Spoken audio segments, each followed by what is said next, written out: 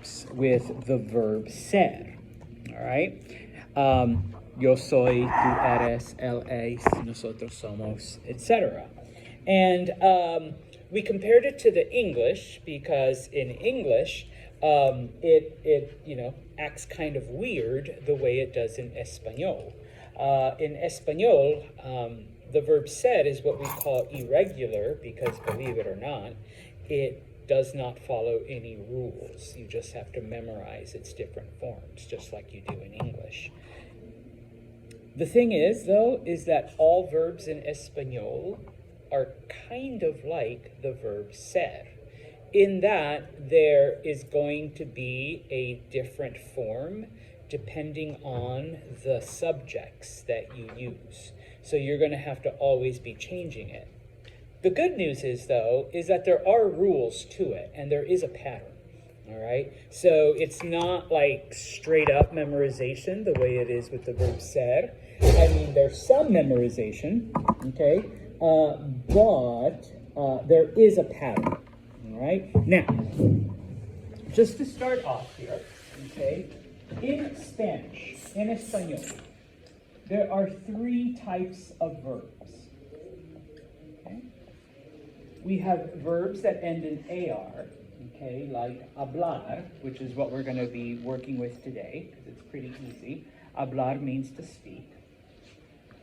There are verbs that end in ER, okay, and the verb comer means to eat. And then there are verbs that end in IR. Okay? The verb vivir means to live. All right? Now, obviously, there are exceptions. Okay?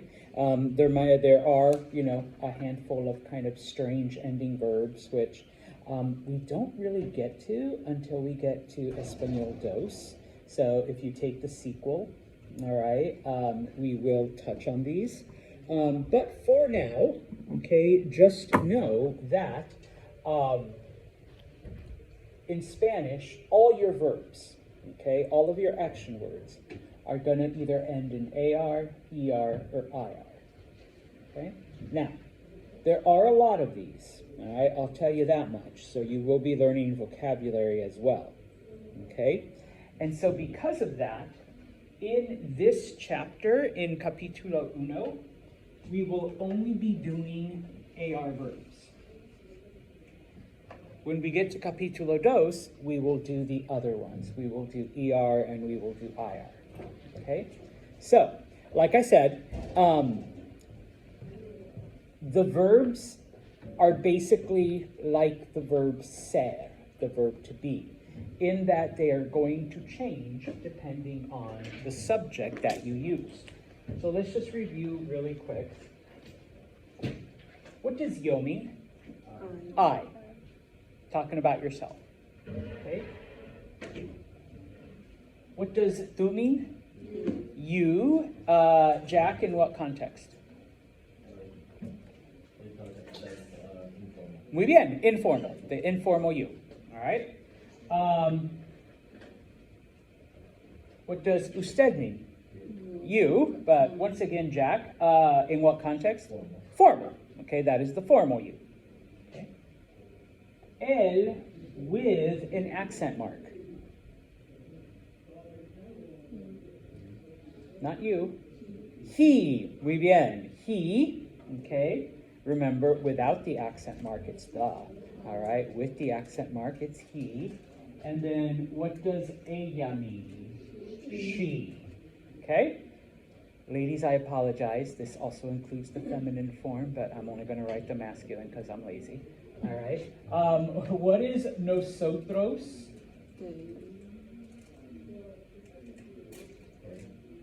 We. Muy bien. We. Okay? And remember, like I said, this also includes nosotras. All right? If it's girls. Okay? Salud. What is vosotros? You guys, muy bien, or you all, or all of you, however you want to translate it. If it helps, it definitely will help. Just remember that vosotros is the plural of tú. So, you versus you all, okay? Or all's y'alls. I know in English it's just you, okay? But, you know, you can move your hand, you can say all of you, whatever. And of course, remember, second thing to remember, what is the only country that uses vosotros? Spain. All right, so I'm just going to write Spain right there and put a parenthesis. Okay? And so now,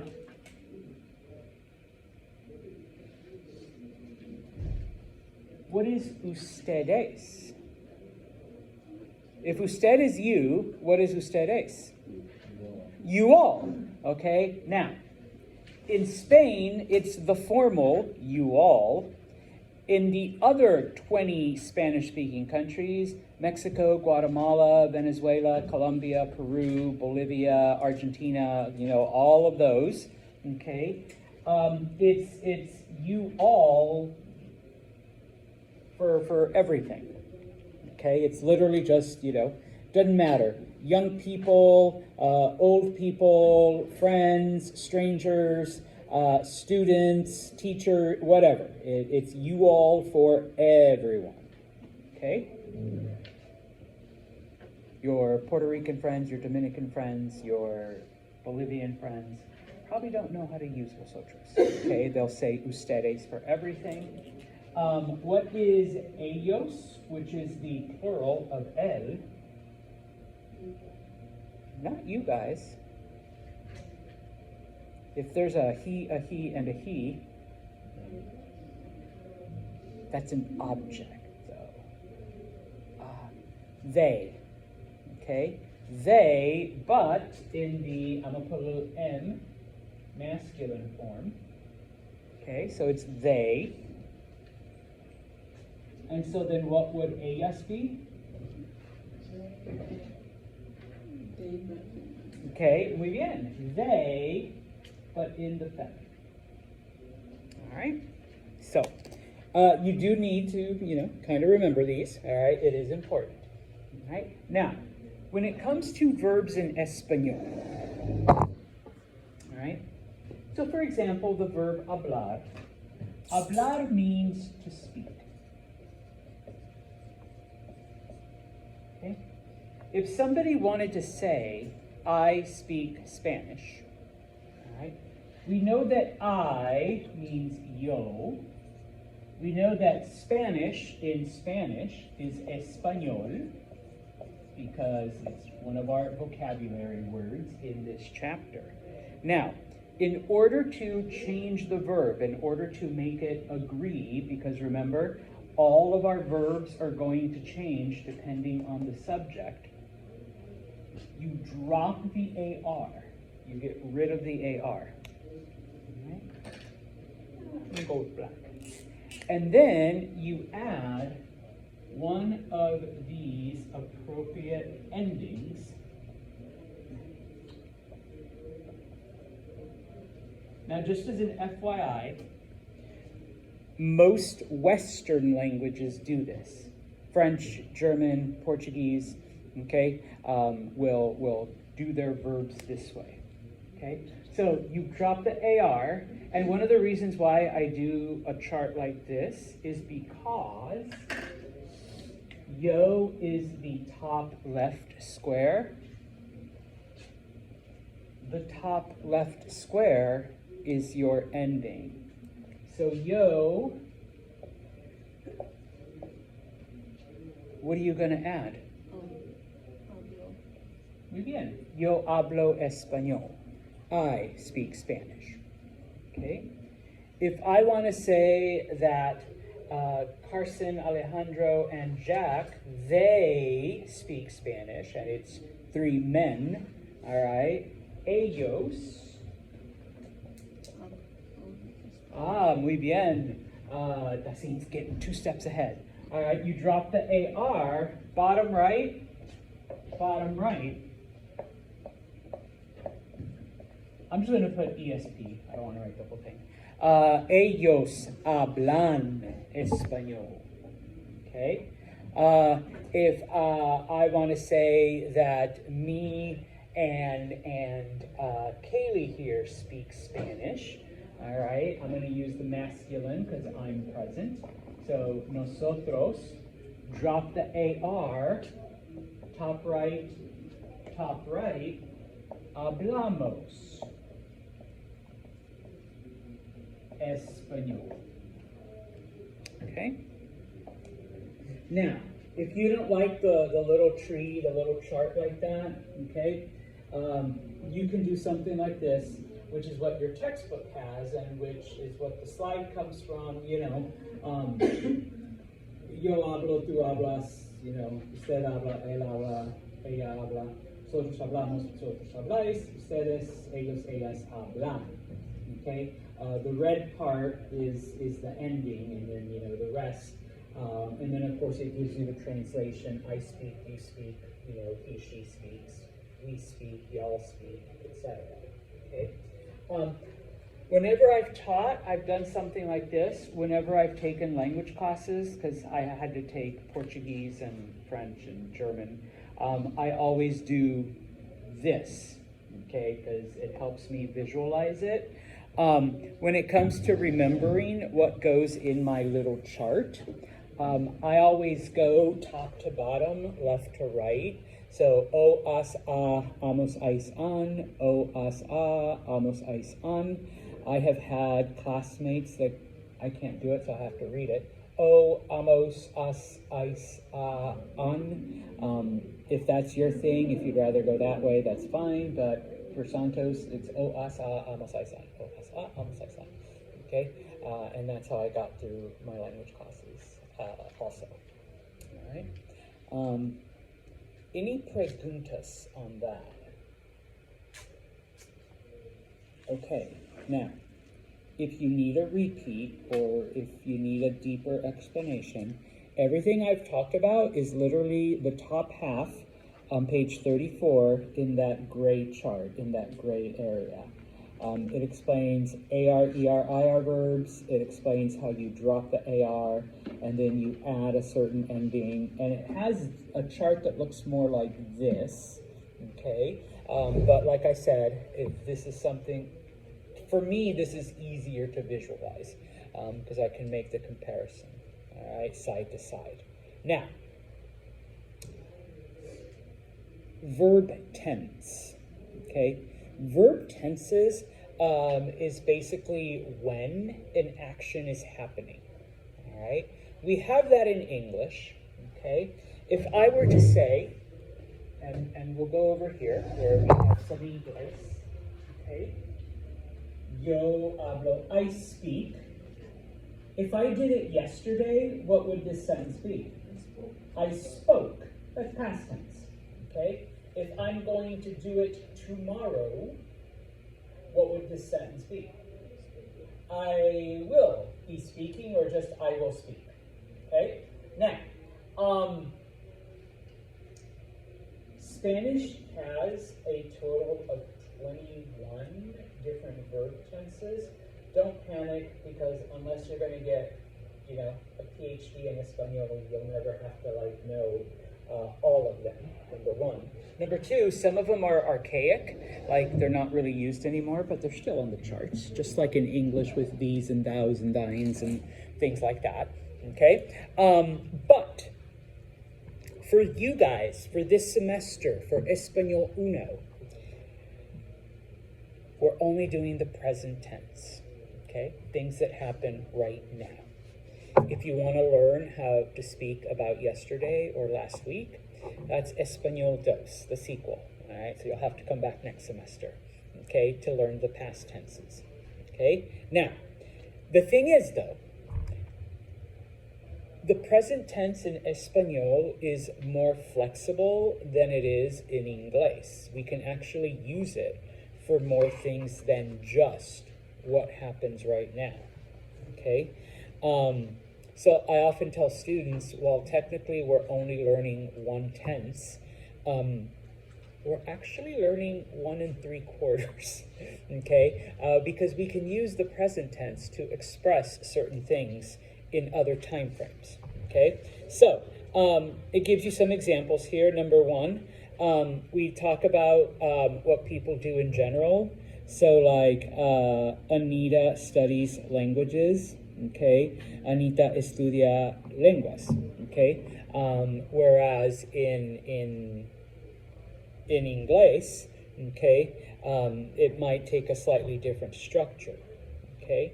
Number two, and this is what we call the progressive tense. If you're doing something right now, in English, we typically end it in ing, okay? And we do have that in Spanish, all right? But since we won't be learning it until much later, you can say, Tacín habla español ahora. Ahora just means right now, okay? And so that would translate to, Tacín is speaking Spanish. Even though you literally just said, Tacín speaks Spanish right now, okay? But it translates as she's speaking it, okay? What you do habitually, okay? Tacín estudia por la noche, okay? All you have to do is add a time frame, and suddenly it becomes a habit, okay? As opposed to in English, it's not as easy to construct. And then finally, number four, this is where like the half tense comes in. You can actually express the future with just the present tense in Espanol. I can say, Tacín habla español, Tacín speaks Spanish, mañana, okay? If I add the word mañana, it just suddenly changed to, Tacín will speak Spanish tomorrow, okay? Whereas, Tacín speaks Spanish tomorrow, I suppose you can say it, but grammatically it's not really correct in English, all right? So in Espanol, you can actually express a little bit more. So that's why, like I said, I tell people, we're only learning one tense, but technically you'll be able to express yourself in like 1 3/4 tenses, okay? So we will have un poquito más, all right? Now, if you go to the next page, these rules, this pattern, okay, even though we used it with the verb hablar, to speak, all right, it applies to all AR verbs, okay?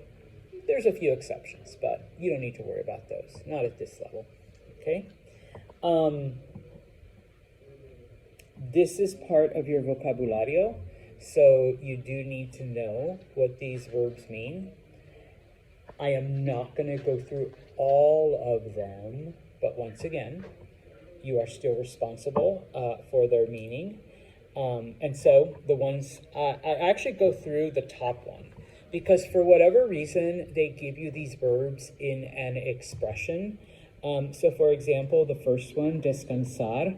Descansar means to rest, okay? Just to rest, all right? Yo descanso en la casa. I rest at home. But in this case, they give you the expression descansar por una hora, to rest for an hour, okay? So yo descanso por una hora. I rest for an hour. Ella descansa por una hora. She rests for an hour, okay? Escuchar means to listen, okay? So, yo escucho, I listen, okay? But in this case, they add it to música, okay? So, tú escuchas música, you listen to music, all right? Estudiar means to study. Now, we've used estudiar to mean like subjects that you're studying in school, but it could also just be like, where you study. So in this case, estudiar en la biblioteca, to study in the library, okay? You could also say, yo estudio en MBCC, I study at MBCC, okay? So, él estudia en la biblioteca. He studies at the library. Okay. The verb llegar means to arrive. Okay. To arrive to class, llegar a la clase. All right. So, él llega a la clase. He arrives in class. All right. The next one, mandar means to send. Okay, so, there are a lot of things that you can send. So if you're old, like Senor Santos, mandar cartas, to send letters, to send actual mail. Okay. What do you think correo electrónico? Email. Okay. Now, yes, Tasin. The literal translation is electronic mail, and that is what email stands for. I don't think anybody says electronic mail. I know I never have. All right. Jack might be like, Mr. Santos, I sent you an electronic mail. Did you receive it? You're like, no, I would never do that. Okay. Now, in Espanol, yes, old people like Senor Santos will say, el correo electrónico. ¿Cuál es tu correo electrónico? What's your email? Kaylee, yo te mando un correo electrónico. I'll send you an email. People your age, though, would literally just call it el email. If you just say email, I will mark it wrong because that's English. But if you say el email, it is now Spanish. Okay? You're laughing. It's true, though. Okay, Lorena. El email is now Espanol. Most kids your age will just say, oh, sí, te mando un email, or te mando el email.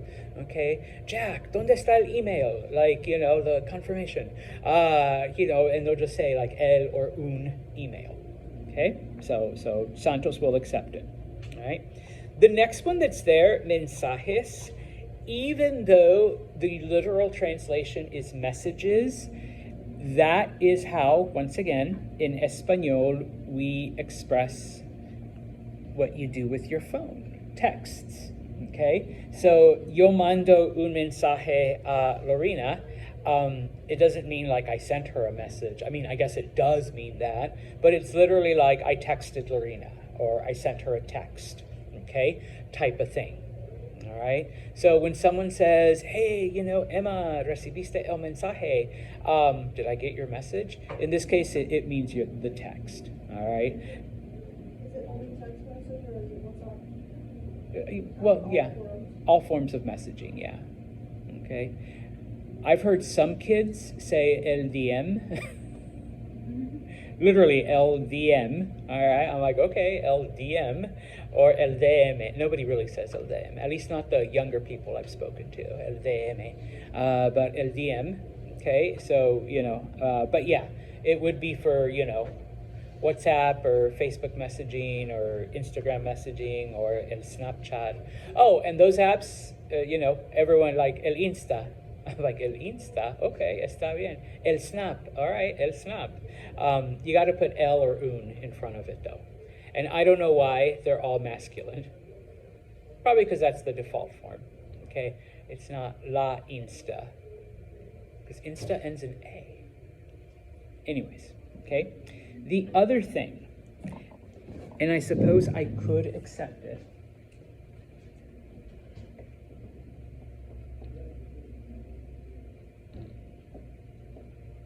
Some even younger kids, and this you see a lot, especially with Latinos who were raised in the U.S.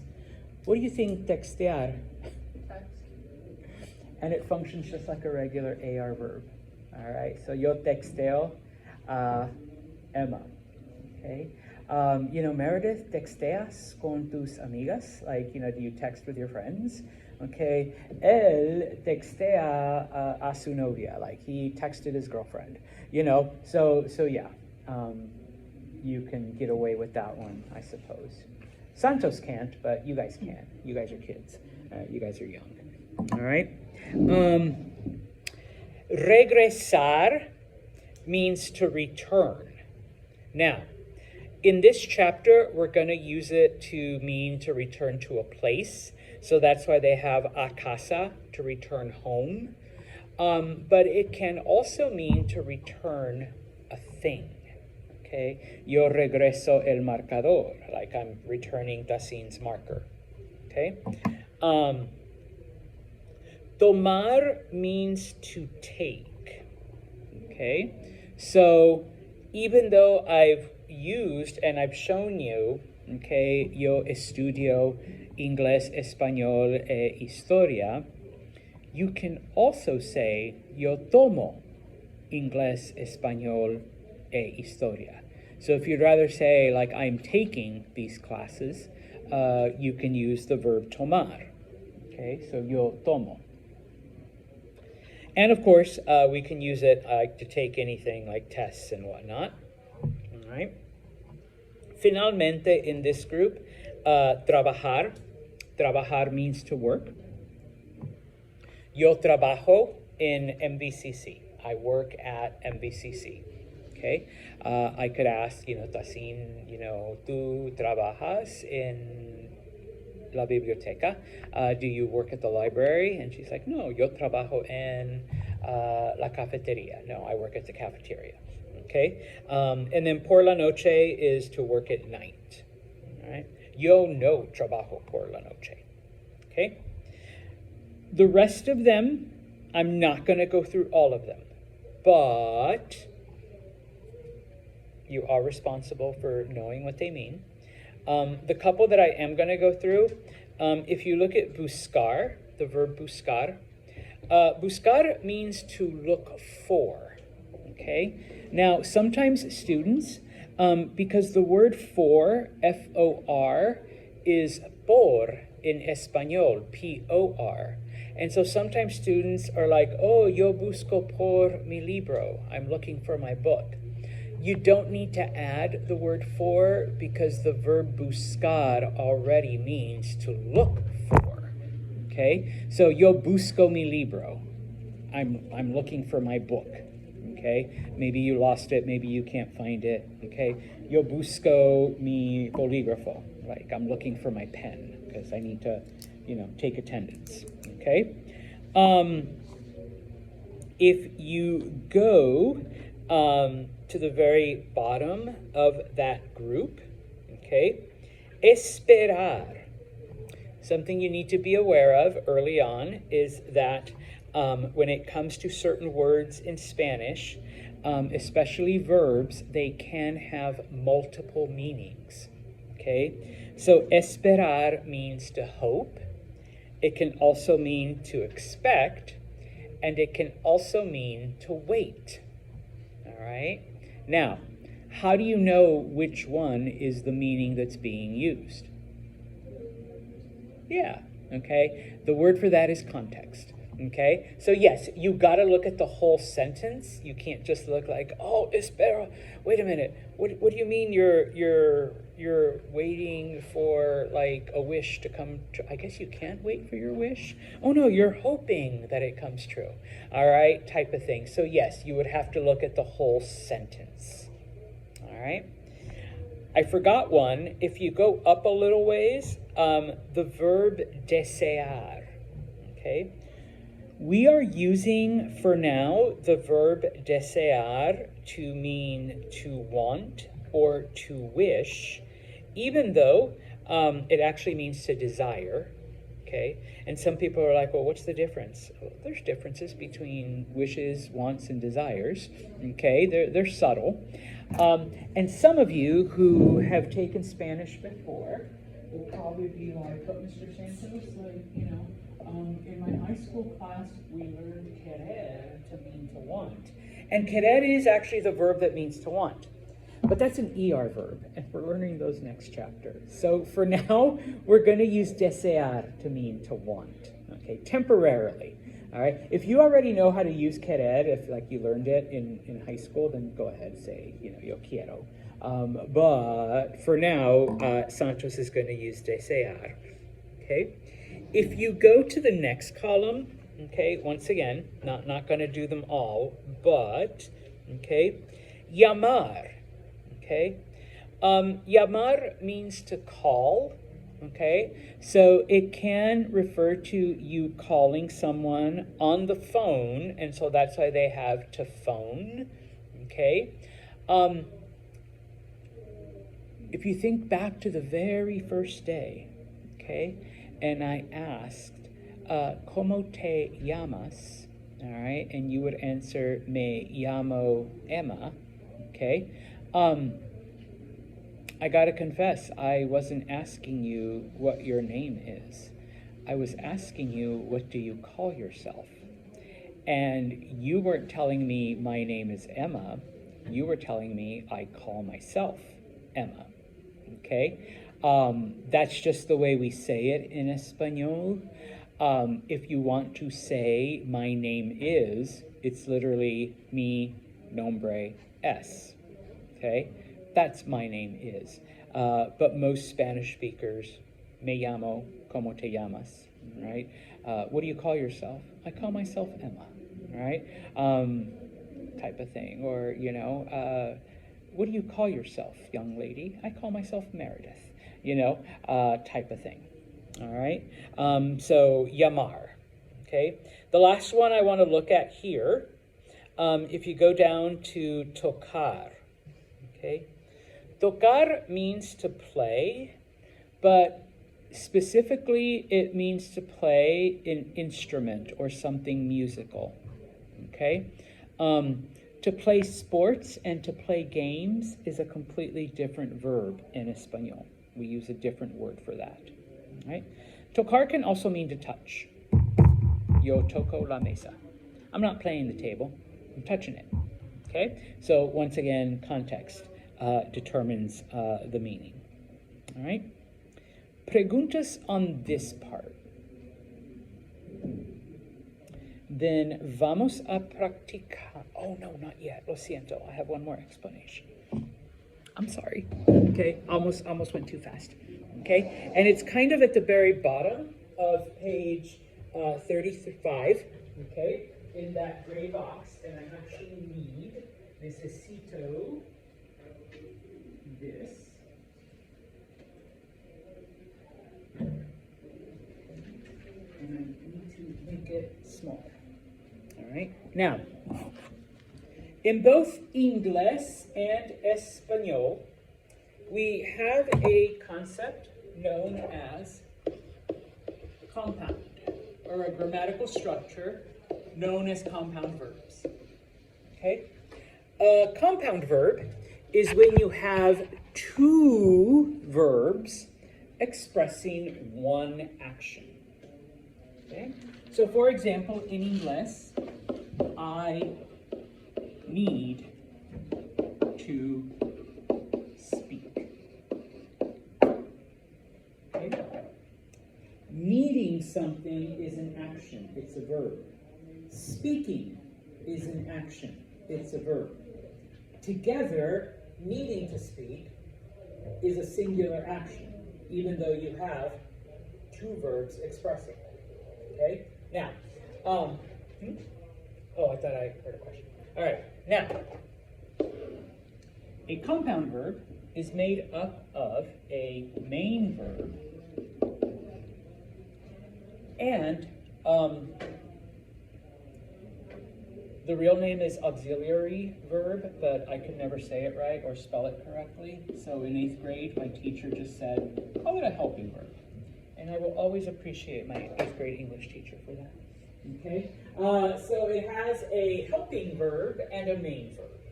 Okay? Now, Espanol has the same, a similar grammatical structure. That's in black on my new screen. Okay? I is yo. The verb to need, and even though I didn't go over it, it is part of your vocabulary list, is necesitar. And the verb to speak is hablar. When you have a compound verb in Espanol, you change the first one. Okay? So you drop the AR. What would necesitar be in the yo form? necesito.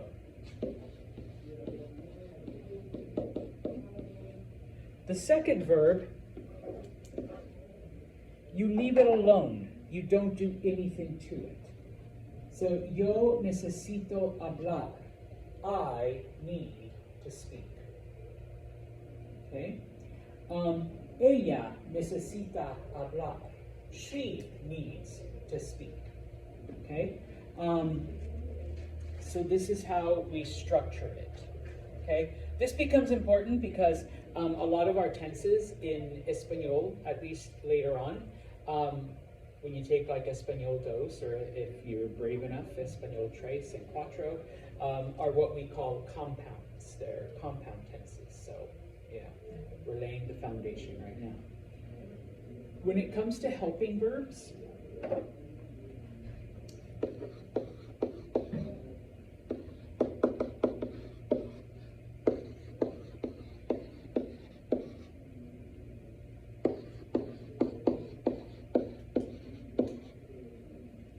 those are the only three that will ever be used as auxiliary verbs or as helping verbs. Okay? For now, there are more. Okay? Just like in English. Okay? There are more. But this is only the first chapter we're doing with verbs.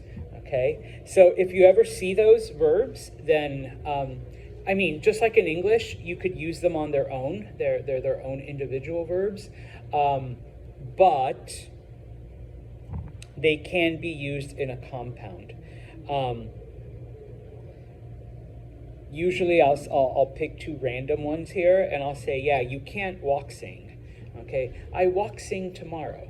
All right, but you can want to walk, you can need to walk, you can hope to walk.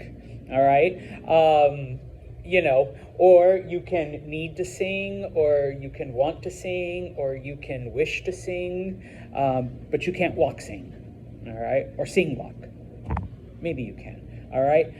It can't be made into a compound, all right. So those are the only ones that can be used that way, okay. Muy bien. So